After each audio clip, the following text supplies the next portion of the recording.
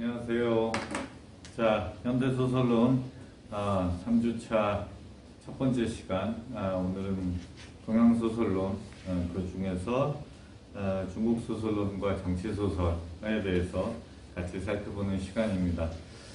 사실 3주차에 접어들면 오프라인 강의실에서 여러분을 만날 수 있을 것이라고 기대를 했었는데 역시 뜻대로 되지 않네요. 잘 알고 있다시피 코로나 사태가 안정적으로 전환되지도 않았고 전 세계적으로 지금 코로나 바이러스가 급속하게 확산되고 있는, 오히려 한국보다 유럽이라든가 미국이라든가 여타 다른 나라들에서 이 코로나의 감염이 더 확대되고 있는 그런 추세이기도 하죠. 한국만 하더라도 아주 특징적으로 늘어나고 있지는 않습니다만 여전히 그런 위험은 존재하고 있고, 또 여러분 각종 미디어를 통해서 확인했다시피 경주 지역만 하더라도 확진자가 어쨌든 지속적으로 발생하고 있는 그런 상황이에요. 그래서 대학에서 한 주 더, 일단 3주차까지 온라인 비대면 강의를 실시하는 것으로 결정을 했습니다. 그래서 기존에 2주차까지 여러분들이 유튜브 동영상 강의 시청하는 것으로 대체한 것처럼 3주차에도 그렇게 진행할 수밖에 없고요. 그래서 관련해서 강의 일정에 약간의 변경은 있는데 사실 큰 변경은 아니고요. 애초에는 오늘 이제 여러분 수강생 자기소개, 그 다음에 발표 토론 일정을 편성하려고 했는데 그것이 곤란하기 때문에 3주차 두 번째 시간에 있는 동양소설론 첫 번째, 중국소설론과 정치소설에 대해서 오늘 살펴보고, 4주차 첫 번째에 진행하기로 한 동양소설론 두 번째, 일본소설론과 사소설에 대해서는 3주차 두 번째 시간에 진행하는 것으로 그렇게 할까 합니다. 그리고 4주차, 부디 4주차에는 오프라인 강의를 진행할 수 있기를 바라면서, 그때 이제 관련해서 3주차 첫 번째 하기로 했던 수강생 자기소개라든가 발표 토론 일정을 편성하는 그 시간을 가질까 합니다. 그래서 이번 주 3주차는 정리하자면 동양소설론, 그래서 첫 번째는 중국소설론, 그다음에 두 번째는 일본소설론에 대해서 같이 살펴보는 시간을 가질까 하고요. 만약에 이게 이제 3주차로 온라인 비대면 강의가 끝나지 않고 4주차 이후에도 지속된다고 한다면, 아직 학교에서는 관련되어 있는 관련해서 다른 어떤 지침이 내려오지는 않았는데요. 이제 그렇게 되면 좀 문제가 생기겠죠. 여러분 안 그래도 지금 유튜브에서 동영상 강의 시청하는 것 자체가 아무래도 좀 여러 가지 측면에서 어려움이 있지 않을까 싶은 생각도 드는데요. 그 경우에는 온라인 강의지만 여러분과 뭔가 소통할 수 있는 웹엑스 프로그램으로 전환하는 방안도 적극적으로 고려를 해볼까 합니다. 왜냐하면 전반부에 제가 강의하고 중간고사 시험 봐야 되는 그런 부분도 있지만, 실제로 이제 발표 토론을 해야 되는 상황이 생겨요. 과제를 제출하고 난 이후에. 물론 그거는 이제 대체로 지금 우리 기준으로 따지자면 10주차 이후이긴 합니다만, 그래도 미리 좀 대비를 해야 되지 않을까 이런 생각이 들어서 고심 중에 있고요. 그건 아마 4주차, 5주차 좀 넘어가면 이번 학기 수업이 어떤 형태로 진행될까에 대한 어느 정도 확정적인 안이 좀 나오지 않을까 싶은 생각이 들어요. 여러분 잘 알고 있다시피 지금 교육부에서 초중고 같은 경우에도 개학을 또 연기했고, 그리고 지금 현재 대략 2주 정도 강력하게 사회적 거리두기를 권고하고 있잖아요. 아마 그것이 그런 초중고의 개학을 염두에 둔 조치로 보이고, 아마도 초중고가 개학을 하게 되면 대학도 자연스럽게 오프라인 강의실에서 수업을 진행할 수 있도록 개강을 하지 않을까 싶은 생각을 합니다. 어쨌든 좀 감안을 해야 될 것 같고요. 자, 그 다음에 수강 정정 기간 이미 온라인상으로 다 끝났습니다만 수강 그 정정 기간도 다 끝나서 수강 인원이 최종적으로 확정이 됐어요. 그래서 여러분 잘 알고 있다시피 우리 인원이 제가 처음에는 한 40명 정도로 제한을 해뒀는데 그 인원 못지않게 해서 지금 현재로는 34명이 수강 신청 인원으로 되어 있습니다. 2학년부터 4학년까지 다양한 학년의 학생들이 수강 신청을 해줬는데요. 제가 그 전에도 한번 이렇게 수강 신청한 인원들 이름을 호명했는데 오늘도 이제 최종적으로 확정이 됐으니까 다시 한번 출석을 부르는 것으로, 물론 누구도 대답하지 않겠죠. 하지만 지금 동영상 보면서 대답하거나 손들거나 제스처를 취해주기 바랍니다. 자, 먼저 순서대로 그냥 이름 한번 불러볼게요. 강수영, 그리고 김도헌, 김수빈, 김주원, 김준영, 김형석, 노승후, 류기태, 문대웅, 민지윤, 박건우, 박규태, 박범준, 박성준, 배채은, 백예린, 변희철, 손도원, 신상우, 안채린, 윤설, 윤준호, 이동욱, 이두영, 이예정, 이재원,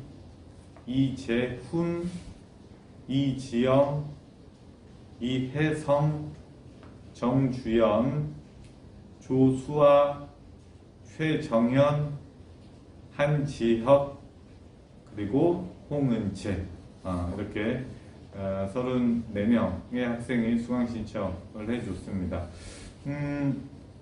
국어국문학 전공하고 있는 학생 또는 복수 전공하고 있는 학생뿐만 아니라 다른 계열 전공의 학생들이 수강 신청을 해줬고요. 그동안 2주차까지 진행되는 유튜브 동영상을 시청하면서 어땠는지 모르겠어요. 아마 다소 낯설고 어려운 내용이다라고 느끼는 그런 학생들도 있지 않을까 싶은 생각도 들고요.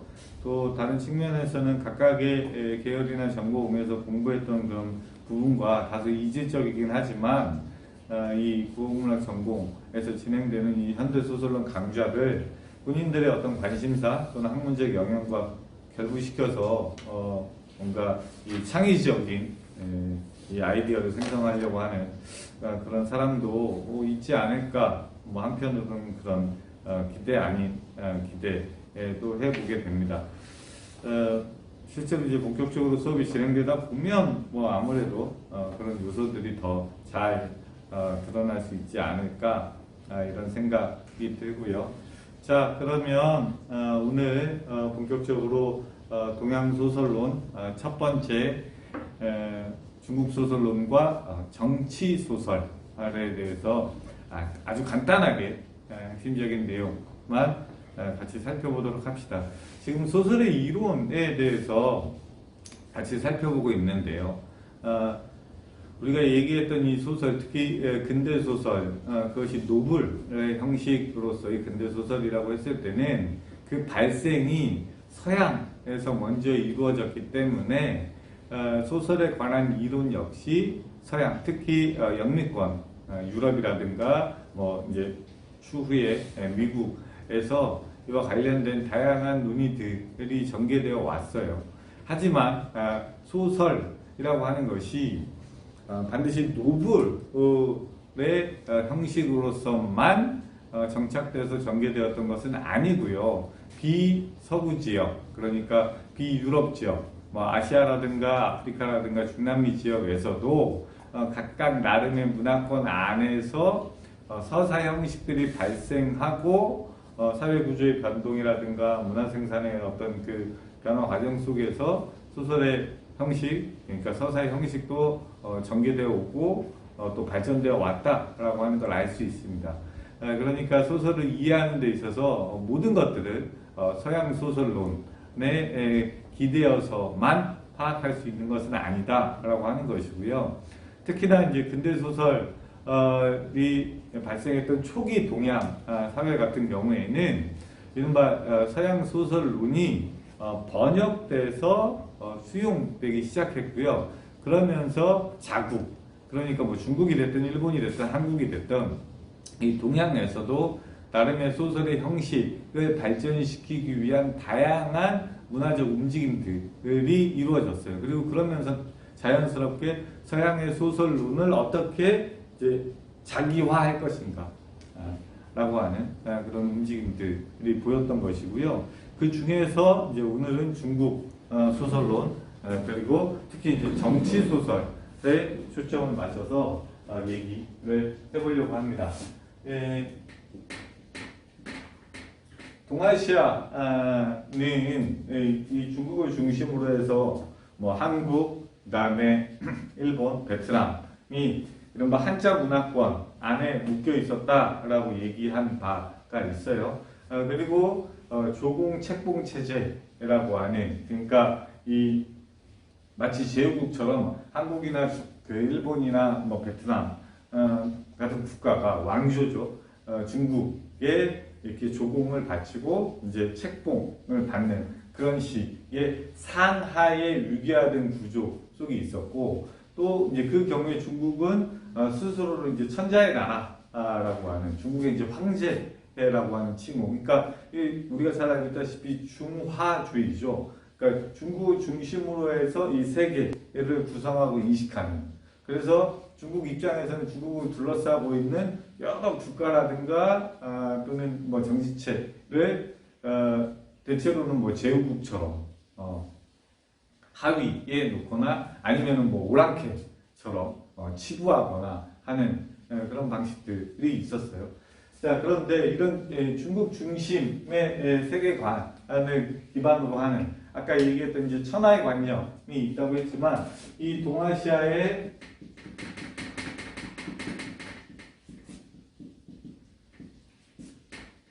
한자 문화권 속에서는 이 사회를 구조화하고 이 사회의 질서를 유지 존속시키기 위한 하나의 이념이 있었는데요. 그게 뭐냐면 유교 이념이다 라고 합니다.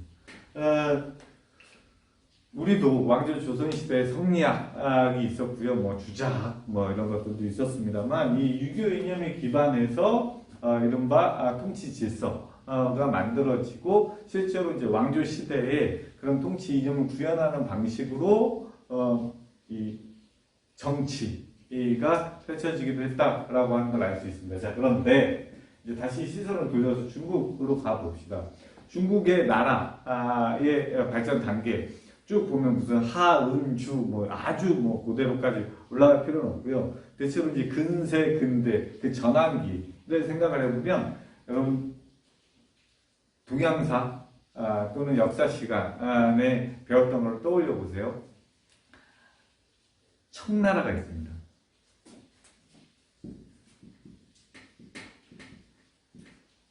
청조. 청 이전에 뭐가 있었죠? 명나라. 명나라가 있었어요. 이 청나라 그 다음에 뭐가 있어요? 기억 잘 안 나죠? 응? 청나라 다음은 뭐지? 그냥 중화민국인가? 이렇게 생각할 수 있어요. 사실은 우리 같은 경우에도 왕조 조선이 몰락하고 대한제국으로 입헌부주제에 기초한 근대 국민국가 건설을 모색했다가, 그리고 나서 1910년 한일 병합으로 인해서 제국이 일본의 식민지가 되는 상황인 거잖아요. 그러니까 왕조에서 입헌부주제 국가로 바뀌어서 근대 국민국가로의 전환을 시도했어요. 한국 같은 경우도. 일본 메이지 유신을 통해서 근대 국민국가의 길을 걸어갑니다. 청나라도, 중국의 청나라도 이 청나라 말기에 이른바 왕조의 체제에서 근대 국민국가 체제로 전환하려고 하는 움직임들을 보이기 시작해요. 즉 무슨 말이냐? 이 동아시아 한자 문화권, 유교 이념이 기반했던 동아시아 한자 문화권 안에서의 왕조의 국가들이 근대 국민국가로 전환하려고 했다라고 하는 거예요. 이거는 시기에 따라서 약간씩 차이가 있지만 한국 같은 경우에는 1900년, 1910년 그 전후, 일본은 1800년대, 중국도 그 어간이 가능합니다. 근데 왜 그러느냐라고 하면 이때 어떤 일들이 일어나냐면 바로 이 즈음에 서양의 제국주의 국가들이 동양으로 진출합니다. 물론 그 이전부터 진출했지만, 그래서 보통 이 시기를 뭐라고 그러냐면 서세 동점이라고 해요.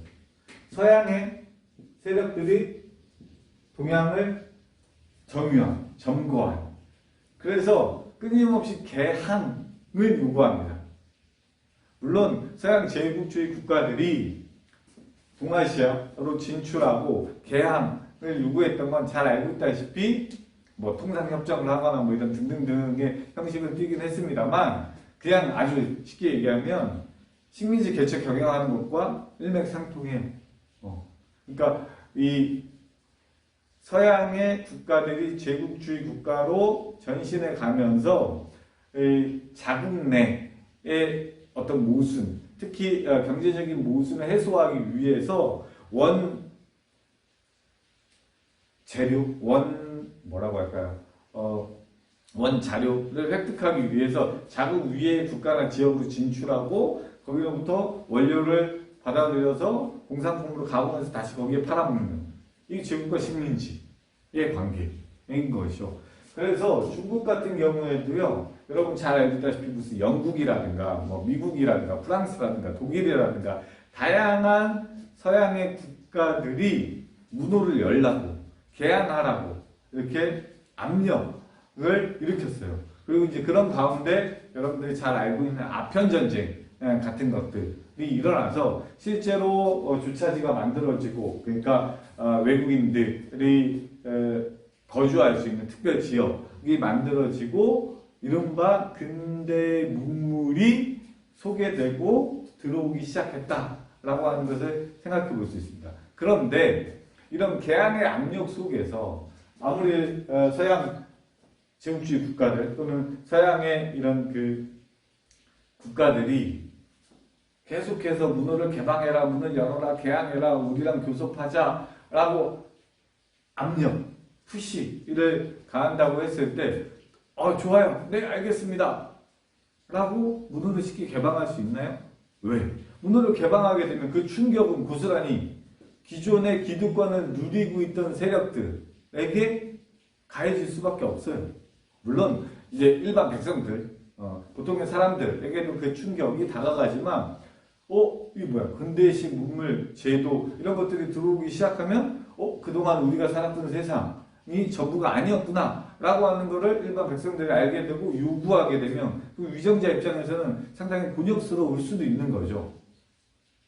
다른 측면에서 일본 같은 경우에는 이제 나중에 얘기하겠습니다만 메이주유신을 통해서 근대화의 길을 걸어요. 일본은 상대적으로 동아시아 국가들 중에서 일찍 개항을 했고요. 그리고 그런 측면에서 서양 문물과 제도를 받아들이고 근대 국민국가뿐만 아니라 제국주의 국가로 전신해 갑니다. 그리고 나서 나중에 우리가 잘 알고 있다시피 타이완이라든가 또 우리 근대 한국이라든가 식민지 개척 경영하는 제국주의 국가의 길, 제국주의적 침략의 노선을 보이게 되는 것이죠. 자, 이 경우에 다시 이제 중국으로 오면 이 청나라 말, 청조 말에 이제 어떤 상황들이 발생하냐. 아까 대외적으로 서양 제국주의 국가들의 개항의 압력이 강화되었다. 문호를 개방하고 통상 교섭을 하고 또 그러면서 자연스럽게 서양의 문물들이 이 중국에 유입되고 소개되기 시작했어요. 그러면서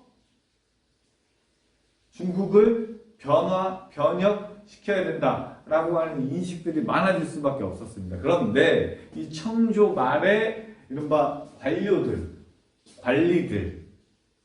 위정자들은 매우 무능하고 부패했어요. 일반 백성들을 착취하고 또 자신의 사리사욕 탐욕을 채우기 위해서 또 중앙정부에서는 그것들을 제대로 통제하지 못하는, 우리 알고 있다시피 중국 땅덩어리 어마어마하게 크잖아요. 지방의 각종 관리들이 이 백성들을 억압하거나 횡포를 부리거나 말 그대로 전횡을 일삼는 일들, 그리고 그들이 사실은 이 중국을 도탄에 빠지고 피폐화시키고 말 그대로 이 왕조의 체제를 몰락시켜 가는 그런 가운데 있었어요. 그러니까 뭐냐면 정치가 실종된 시대였다라고 생각하면 틀리지 않아요. 그러니 이제 이 즈음이 되면 어떻게 되느냐? 첫 번째, 국민국가 건설을 지향해요. 이때 국민국가라고 하는 것은 근대 국민국가의 건설입니다. 그래서 이 왕조에서 국민국가로의 전환, 이 왕조의 몰락이라고 하는, 그리고 이 왕조의 몰락이라고 하는 것은 왕조에 기생하고 있었던 그 이전의 위정자들을 일소해야 되는, 그들의 부패, 그들의 전횡을 타파하고 혁신해야 되는, 즉 국민국가로 건설한다라고 하는 것은 이건 변혁의 움직임, 변화의 움직임을 갖는다. 그리고 그런 측면에서는 이 변화의 움직임이라고 하는 것은 이른바 정치의 회복, 이걸 뭐 회복이라고 불러야 될지 아니면 말 그대로 정치를 제대로 펼쳐야 될지 뭐 이거에 따라서는 좀 차이가 있을 수 있겠죠. 그래서 이런 움직임들, 이런 논의들이 일어나기 시작했다라고 하는 거예요. 그리고 그때 이런 국민국가 건설, 그에 조응하는 이른바 정치를 어떻게 할 것인가와 관련해서 소설이라고 하는 이 형식에 대한 관심, 물론 소설만 있는 건 아니겠죠. 근대식 문물과 제도 이런 것들을 생각을 해보면 다양한 방식으로 국민국가를 어떻게 구성하고 그걸 어떻게 운영하고 거기에서의 어떤 역할은 무엇이고 이런 것들에 대한 논의들, 그걸 위한 어떤 근대적인 어떤 법 질서, 제도 또는 그것과 관련되어 있는 그것을 어떻게 운영할 것인가라고 하는 다양한 요소들이 드러날 수 있지만 그 중에 이제 소설과 관련된 논의를 이제 오늘 하려고 하는 거예요. 그래서 이 부분과 관련해서 1900년대 초에 중국에서 그 이전의 소설과 다른 신소설 또는 정치소설과 관련된 논의가 일어납니다. 한국에서도 신소설이 있어요. 여러분 뭐 이인직, 이해조, 안국선 들어봤죠? 이 신은 새롭다 라고 하는 의미예요. 그러니까 기존의 소설과는 다른 새로운 소설이라고 하는 의미고요. 이때 새롭다라고 하는 것은 당연히 서양의 소설을 하나의 모델 또는 전거로 삼는 겁니다. 즉 노블이 가지고 있는 새롭다라고 하는 의미가 여기에도 번역돼서 접하는 것이다 라고 생각하면 되고요. 그 중에 이제 우리가 살펴보려고 하는 것은 이제 정치 소설이에요. 자, 그런데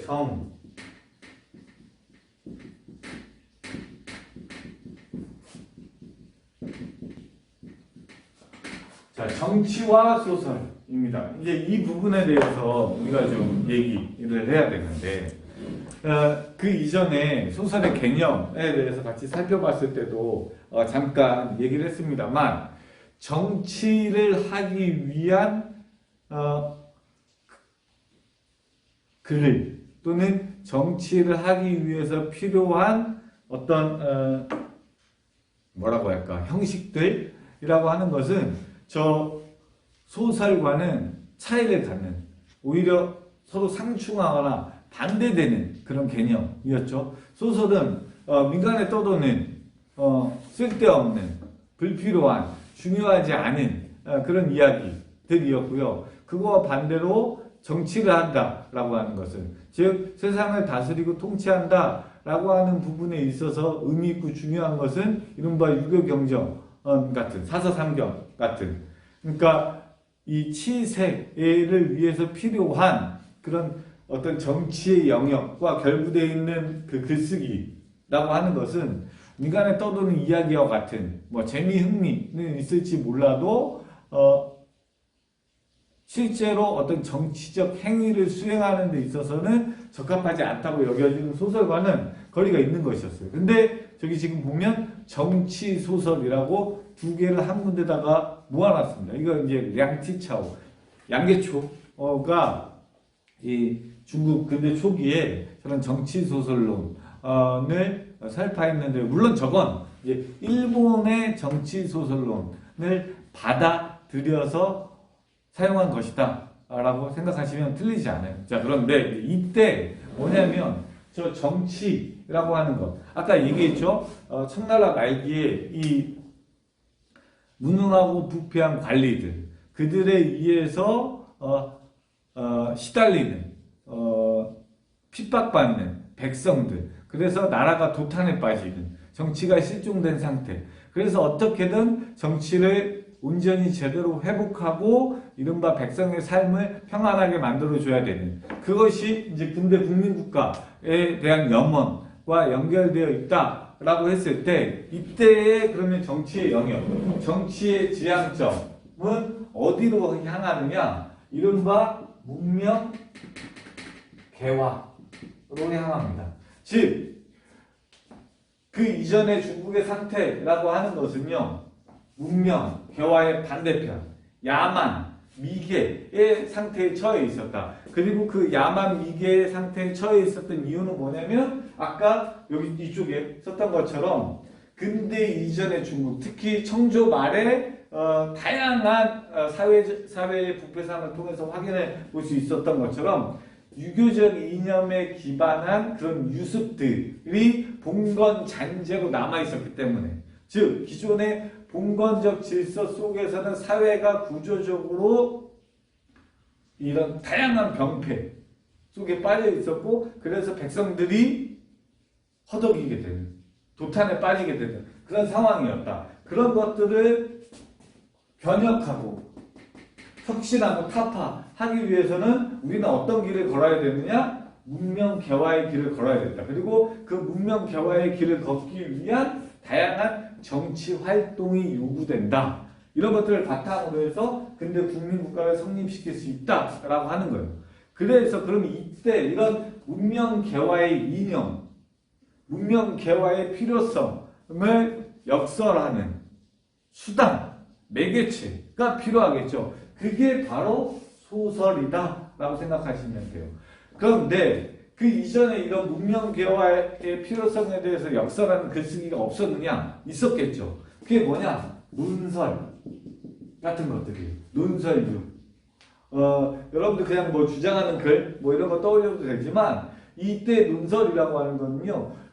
주의 주장을 강력하게 피력하는 그런 형태예요. 그러니까 우리가 지금 생각하고 있는 소설과 좀 다르죠. 예를 들면 소설은 문학적 글쓰기, 문설은 비문학적 글쓰기, 이 실용적인 글, 비실용적인 글 이런 정도의 인식을 가지고 있잖아요. 이제 그런 측면과도 결부되어 있다라고 하는 거예요. 그래서 왜 그럼 이렇게 되느냐? 소설이라고 하는 것은 하나의 이야기의 전통, 동양에서 특히 이 이야기의 전통 속에 놓여 있었는데 그런 이야기성을 가지고 와서 새로운 그러니까 과거 봉건 유습을 타파하거나 혁신화해서 새로운 국민국가를 건설해야 된다라고 하는 그런 어떤 시대적인 흐름에 부합하는 그 내용을 담아낼 수 있는 마치 하나의 도구인 것처럼 소설을 써요. 근데 단순히 소설이 도구로만 등장하진 않습니다. 그건 하나의 장르라든가 형식과도 결부되어 있어요. 그리고 중요한 건 이때 소설이 그냥 단순히 논설과 유사한 그런 기능, 매개체로서만 역할을 했느냐? 그렇지는 않아요. 아까 얘기했죠? 소설은 하나의 문학의 장르로서 정착되어 가고 있기도 했다라고 하는 걸 생각을 해보면 여기에는 이른바 이제 우리가 얘기하고 있는 문학성, 뭐 신비성 이런 것들도 사실 결부되어 있고 나중에 이제 이른바 중국의 근대 소설로 발전해가는 사실은 그래서 정치 소설은 과도기의 형태다라고 할 수 있습니다. 다만 우리가 흔히 생각하고 있는 소설가, 그 작가로서의 소설가 있잖아요. 그 소설가에게 요구되는 어떤 자질이나 역량이 이 정치 소설을 쓰는 소설가에게는 다소 거리가 있는. 예를 들면 량시차오, 양계초가 정치 소설을 누가 써야 되느냐라고 했을 때 그 소설을 쓰는 사람은 그냥 우리가 생각하고 있는 무슨 상상력이 풍부한 사람, 이야기꾼으로서의 재능을 가지고 있는 사람, 이런 사람이 아니었어요. 학식과 덕망을 두루 갖춘 사람. 그래서 이런 이 문명개화의 이념을 마치 논설글에서처럼 잘 설파할 수 있는, 그러니까 이른바 지식인이었어요. 소설가. 지금 여러분들이 소설가 지식인이다 라고 생각하는 사람 물론 있을 수 있어요. 우리에게는 아직 그런 관념이 남아 있으니까. 하지만 이때는 예를 들면 논설가처럼 소설가를 인식하는 그런 경향도 있었다라고 볼 수 있습니다. 자, 그래서 정리를 하면 동양에서 특히 이제 중국에서 중국 근대 소설로 넘어가는 그런 과도기 형태에서 정치 소설이 발생을 했는데, 이때 정치 소설이라고 하는 것은 정치와 소설의 합성어, 사실은 서로 상충되고 또 서로 떨어져 있는 것들을 한데 묶어놨는데, 그건 왜 그랬느냐라고 하면 청조 말의 유교적 유습, 과거 봉건제적 유습, 잔재에 의해서 몰락해가고 있는 이 국가를 새롭게 국민국가로 일신해야 된다라고 하는 상황 속에서, 움직임 속에서 문명개화 이념을 설파하기 위한 적합한 도구, 매개체 또는 서사의 형식으로서 소설을 요청했다라고 하는 것이에요. 그래서 중국의 정치 소설이 그 이후에 이제 근대 소설로 발전된 어떤 과도기 형태로 제시되었고요. 이건 이제 우리가 잘 알고 있다시피 단순히 어떤 하나의 글쓰기의 양식의 전환만을 뜻하는 것이 아니라 이른바 유교적 세계에서 정근대의 유교적 세계, 유교적 질서로 구축되어 있는 세계에서 근대 세계로 전환되어 가고 있는 것을 보여주고 있다라고 할 수 있고요. 지금 중국 소설론, 특히 정치 소설을 중심으로 해서 이 부분에 대해서 얘기했는데, 사실은 저건 중국만이 아니라 일본 그리고 한국에도 적용 가능한 것이다. 다만 이제 일본이나 중국은 저는 정치 소설 또는 정치 소설론과 관련된 본격적인 논의가 있었고요. 우리 같은 경우에도 근대 초기에 이제 그런 논의들이 있긴 했습니다만 상대적으로 좀 이제 다르다라고 생각하시면 될 것 같아요. 자, 그렇고요. 그럼 이제 이렇게 중국 소설론에 대해서 얘기를 듣긴 했는데, 그럼 도대체 어떤 작품들이 있을까 궁금해 할 수밖에 없잖아요. 그래서 제가 이제 여러분들이 이 동영상 보면서 같이 참고하라고 리바이 위안이라고 하는 작가의 문명소사라고 하는 그 작품을 간단하게 소개를 하고 오늘 3주차 첫 번째 시간은 마무리할까 해요. 이 클래스에 제가 올려둔 그 PPT 자료를 여러분들 확인해 보면 되는데요. 이 문명소사는 저기 나와 있는 청나라 말기의 견책소설의 작가인 리바이 위안이 쓴 총 60회로 이루어져 있는 장편소설이에요. 그래서 이 관련된 이 해설을 잠깐 보면, 근데 중국에서 문명은 엔라이트먼트의 번역어, 그러니까 시빌리제이션의 번역어가 아니라, 그래서 이 문명소사라고 하는 이 제목을 얘기를 하자면 개화 과정에 관한 짧은 기록 정도로 옮기는 것이 이제 적당하다라고 보는데요. 이제 여기 이제 어떤 내용이냐면, 겉으로는 개화한 관리, 계몽된 지식인이라고 자처하고 있지만 사실은 여전히 봉건적 사고방식과 구태의연한 인습을 그대로 간직하고 있는 청나라 말기의 어떤 모순된 사회상, 그러니까 겉으로는 문명개화를 지향하고 있지만 사실 속으로는 여전히 구태의연한 이 봉건제적 유습을 가지고 있는 그 사회의 모습을 대비적으로 보여주면서 독자로 하여금 봉건적 잔재를 일소하고 근대 문명으로 전환할 것을 촉구하고 있는 그런 소설이다라고 생각하시면 되고요. 여러 얘기들이 있는데 나머지 부분은 그렇고 1895년 이제 청일전쟁 패배, 그 다음에 1900년 경자사변, 이게 이제 역사적 사건인데 이른바 이제 중국인들이 자존심에 타격을 받고 그 이후에 청나라 정부가 새로운 정치, 그 다음에 새로운 학문의 도입을 위해서 국가적 변혁을 도모하는 시점을 배경으로 하고 있습니다. 그러니까 1890년대 후반에서 1900년대 초 그 어간이 되는 거죠. 그래서 특히 구수배 혁명, 가짜 유신파 관리, 유신이라고 하는 것, 내지 유신, 박정민도 지가 유신이라고 얘기를 했습니다. 그때 유신이라고 하는 이제 변형, 사실은 우리가 이제 일반적으로 얘기하고 있는 혁명과 닮아 있는 것이기도 하고요. 유신파 관리와 청정부의 부패와 무능 등을 사실적으로 폭로하면서 질책을 가하고 있다. 그 다음에 이제 다양한 에피소드들이 옴니버스식으로 처리되어 있다. 이렇게 되어 있고요. 저자와 관련된 부분은 여러분들이 한번 읽어보시고, 이 앞부분에 보면 이 이야기의 도입부 부분에 대해서 제가 이 서자라고 하는 그 도입부 부분을 해놨고, 지금 이제 여러분들에게 그 스캔해가지고 PPT 파일로 올려놓은 것은 이제 제1회, 총 60회로 이루어져 있다고 했잖아요.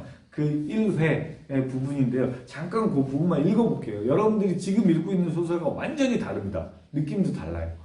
1회 제목이 이렇게 돼 있어요. 교사관에서 간우가 집안의 노예죠. 그러니까 역사를 이야기하고 고승점에서 태수가 서양인을 아련하다. 이렇게 돼 있어요. 호남 이 지역이에요. 영순부는 사천에, 이것도 다 지역명입니다. 인접한 곳으로 묘족과 한족이 섞여 살았다. 이 중국 국민을 구성하고 있는 그 종족을 뜻해요. 민속이 순박하고 옛날에 꾸밈없는 생활 풍속을 여전히 간직하고 있었다. 비록 군벌이 흥기한 이래로 훈신과 권문세가가 잠시 활개를 쳤으나 장사와 악주의 몇 부에서만 그랬을 뿐이고 영수는 궁벽한 곳에 위치해 있어서 아직 괜찮았다. 따라서 그곳의 민풍은 여전히 소박하고 화목했다. 지금 이제 영순이라고 하는 지역의 이른바 그 민풍, 풍속에 대해서 설명하고 있는 거예요. 이 지방은 강보다 산이 많으며 사면은 산등석인가 연이어 애돌아가며 엎드려 있어서 좋은 기운이 가득했다.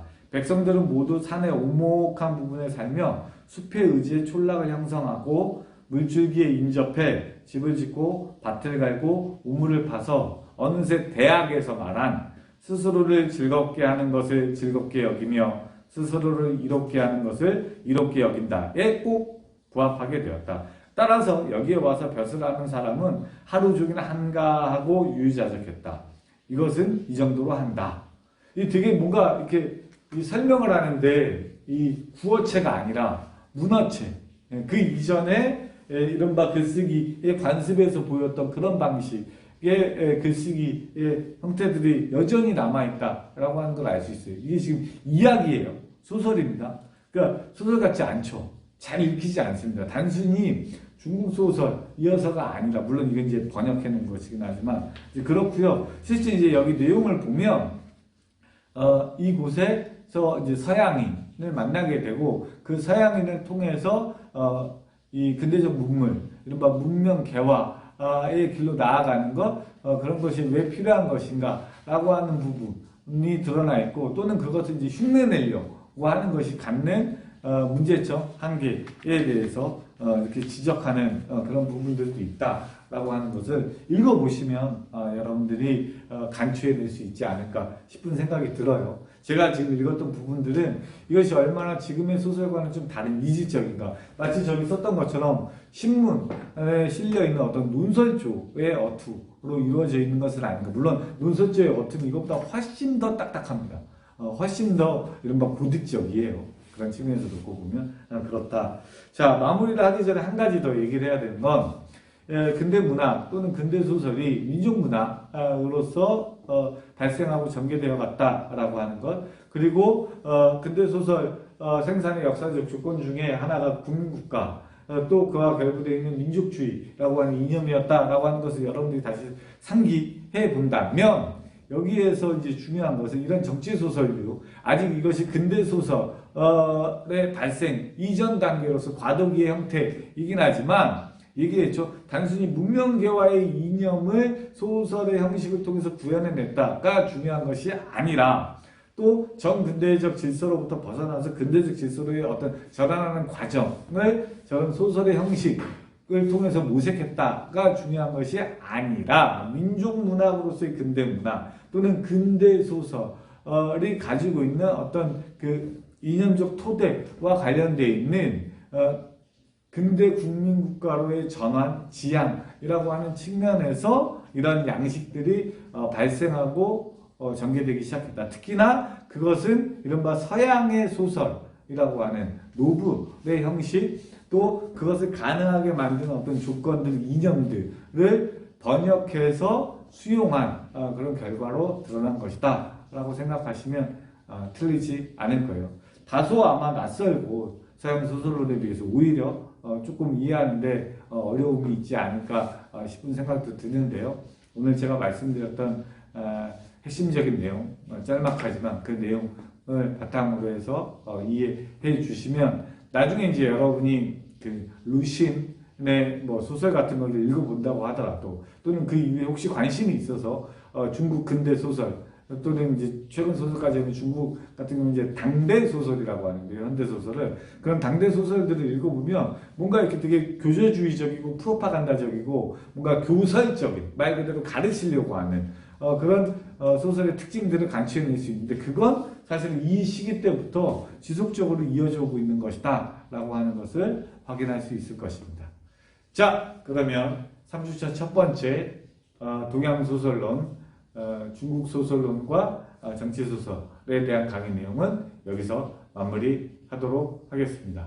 고생했습니다.